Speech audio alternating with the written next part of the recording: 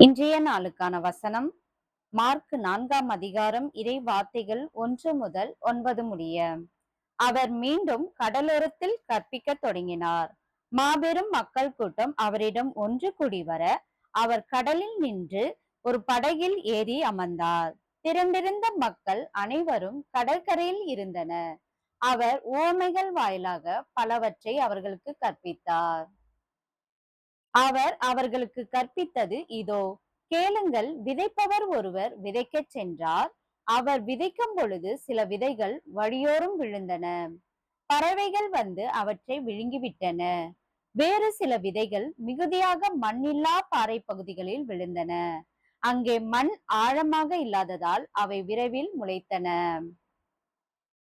ஆனால் கதிரவன் மேலே எழ அவை காய்ந்து அவர் வேர் இல்லாமையால் கருகி போயின. மற்றும் சில விதைகள் முச்செடிகளிடையே விழுந்தன.